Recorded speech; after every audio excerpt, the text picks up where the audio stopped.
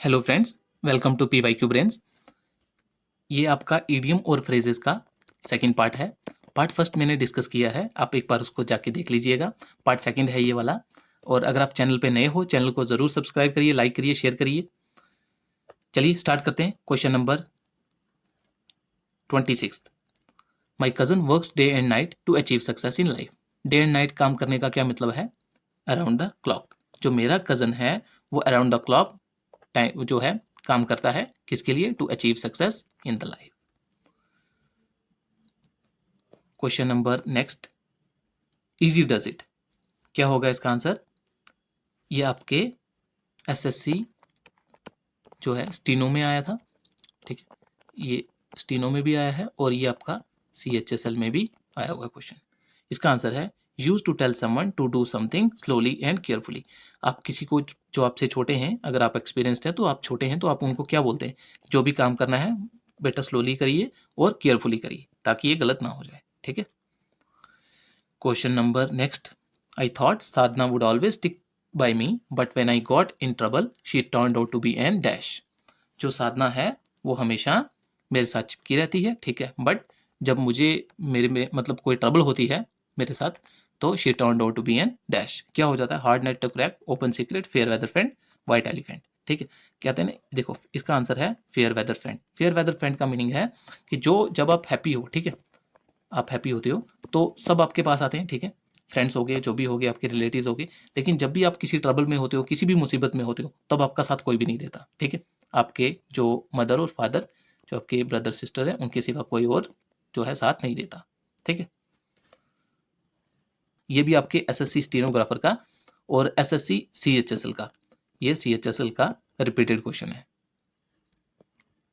Question number next, his PhD degree seems to be an Penelope's web. क्या होती है पेनिलॉप्स web? इसका meaning होता है एंड एंडलेस टास्क, जो कभी खत्म ना हो। आप किसी को बोलते हो ना कि क्या कर रहे हो, तो वो कहते हैं कि यार पीएचडी कर रहा हूँ। तो अब अगर आप उसको कहते हो कि इतनी देर होगी पीएचडी करते आपको, ठीक है, तो एक लंबा समय, ठीक है ना, जिसको आप कहते हो उसको कहते हैं एंडलेस टास्क, जो कभी खत्म ना हो, उसको कहते हैं Penelope's web. Question number next, on cloud 9। Friends, अगर आप चैनल पे नए हो तो चैनल को जरूर सब्सक्राइब करिए, लाइक करिए, शेयर करिए।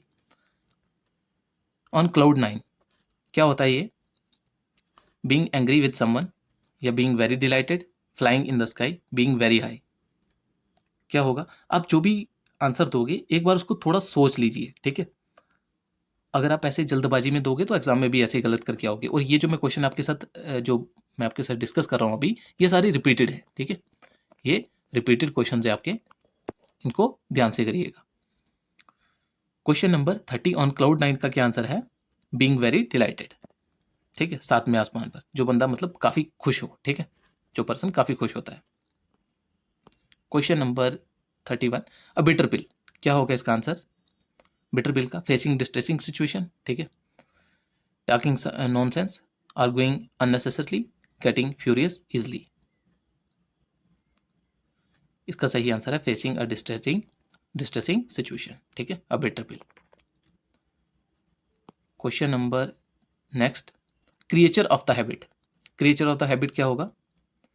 इसका सही आंसर है D part, one who does same thing in the same way, ठीक है। फॉर एग्जाम्पल, आप जो भी एक काम आपने पहले कोई किया, ठीक है, आप इसी काम को दोबारा कर रहे हैं, ठीक है, और वही मिस्टेक दोबारा कर रहे हैं आप, ठीक है। आपने वही मिस्टेक जो सबसे पहले की थी वही उसको बार बार आप रिपीट कर रहे हैं, ठीक है। तो आपकी क्या है? हैबिट होगी, ठीक है। जो सेम काम जो है वो सेम तरीके से दोबारा वैसे ही करता है, ठीक है। जैसे हम PYQ जो है वो कभी सॉल्व नहीं करते, ठीक है। तो अब कोई भी बच्चा जो एग्जाम में जाएगा, स्टूडेंट, उसको तो ये पता ही नहीं होगा क्वेश्चन कैसे आएंगे, ठीक है, कहाँ से आएंगे, कौन सा टॉपिक आएगा, इस टॉपिक के कितने क्वेश्चन थे, ये क्वेश्चन जो है वो कितने मार्क्स कैरी करेंगे, ठीक है, ये चीज़ें नहीं पता चलेंगी। Question number next, hit the roof. क्या होगा इसका answer? To destruct a building, to be very angry, to jump high, to play joyfully. बताइए, हिट द रूफ का क्या होगा? टू बिकम वेरी एंग्री, जो पर्सन काफी ज्यादा गुस्सा हो जाता है ना, ठीक है, बहुत ज्यादा गुस्सा हो जाना, to hit the roof. Question number next, I had heard of hen pecked husbands and now I felt that I saw one। Hand pecked husbands क्या होते हैं? आपने काफी बार नाम भी सुना होगा, कहते हैं ना जोरू का गुलाम, ठीक है, जोरू का गुलाम, ठीक है। ओप्रेस्ड हस्बैंड कहते हैं इनको, क्या कहते हैं? ओप्रेस्ड हस्बैंड, ठीक है, जिनका काफी ज्यादा ऑपरेशन होता है। Question number next, at a low ebb. Low एब क्या चीज होती है? लो एब का मीनिंग होता है इन अ डिप्रेस्ड और वीक स्टेट। ये क्वेश्चन भी आपका CHSL में आया हुआ है, आपका ये इसमें SSC MTS में आया हुआ है, ये MTS में भी रिपीटेड क्वेश्चन है ये। Question number 36, of and on क्या होगा? ऑफ एंड ऑन का क्या आंसर होगा? नाउ एंड देन, ठीक है, कभी कभार, ठीक है, कभी कभार, ठीक है। Next question, left out in the cold क्या होगा इसका आंसर? दोस्तों अगर आप चैनल पे नए हो तो चैनल को ज़रूर सब्सक्राइब करिए, लाइक करिए, शेयर करिए। मैं आपके साथ जो SSC में आपका SSC हो गया, SSC में जितने भी एग्ज़ाम्स हैं आपके, CGL का, CHSL का, MTS और दिल्ली पुलिस के जो भी एग्ज़ाम्स हैं ना आपके, वो सारे क्वेश्चंस मैं टॉपिक वाइज आपके साथ वीडियोज़ में डिस्कस कर दूंगा। तो इसलिए चैनल को सब्सक्राइब करिए, लाइक करिए। Left out in the cold क्या होगा? टू बी इग्नोर्ड, ठीक है, क्या होगा इसका आंसर? To be ignored. किसी को भी आप अगर कोई 4 पर्सन है जैसे ABCD, ठीक है, तो आपने इन तीनों से बात की, ठीक है, इनसे आप बात नहीं कर रहे हैं, ठीक है, तो आपने क्या किया? Left out in the cold, इनको इग्नोर कर दिया आपने, ठीक है, to be ignored. Break the ice क्या होगा? इसका आंसर है टू से और do something that makes people feel more relaxed specially at the beginning of a meeting और अ पार्टी। कोई मीटिंग होती है या पार्टी होती है तो कभी भी उनमें आपने देखा होगा ना कि कोई एक पर्सन जो ऐसा होता है वो काफ़ी जो है अचंभित करने वाली बात बोल देता है, ठीक है, तो सारे जो पर्सन हैं उसकी तरफ आकर्षित हो जाते हैं, ठीक है, तो मतलब उसकी बातें ध्यान से भी सुनते हैं, ठीक है, तो ये चीज़ होती है break the ice. Next question, this year's budget is unlikely to pass as a law since the president's proposed budgets typically face a jaundiced eye, but this one has gotten even more skepticism। क्या होगा इसका answer? Jealousy होगा, jaundice आई का, confidence होगा, resentment होगा या goodwill होगा? इसका सही आंसर है रिसेंटमेंट। रिसेंटमेंट का मीनिंग होता है नाराजगी, ठीक है। Question number next, a time when money might unexpectedly be needed. ऐसा समय जब आपको जो पैसा है वो काफ़ी ज़्यादा उसकी ज़रूरत होती है। अ रेनी डे होगा, अ रार डील होगा, अ रैश ऑफ समथिंग होगा, a rap of over the knuckles होगा। क्या होगा इसका आंसर? बताओ बताओ, सोचो और बताओ आप, ठीक है। इसका आंसर होगा अ रेनी डे, ठीक है, अ रेनी डे इसका आंसर होगा। ये आपको फ्रेज पूछी गई है, ठीक है, और ये इसका आंसर है। Question number next, instead of confusing other let us call a spade a spade. ठीक है, किसी को कंफ्यूज करने के बजाय आप एक स्पेड को स्पेड करें in front of audience. Spade मतलब देखो, ये आप यहाँ से थोड़ा सा कॉमन सेंस भी लगाएंगे ना, तो मतलब इन फ्रंट ऑफ ऑडियंस मतलब सीधी बात करना, ठीक है, इस थोड़ा सा आप अगर कॉमन सेंस लगाएंगे आपको पता चल जाएगा।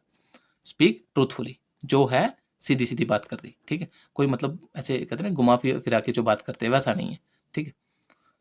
जो भी आपके ऑडियंस हैं वो बिल्कुल सच जो सुनेंगे आपके मुंह से सच होगा। Question next, after months of dedication and effort, I finally completed the marathon. I can really dash for this accomplishment। क्या होगा इसका आंसर? इसका आंसर होगा pat myself on the back, ठीक है।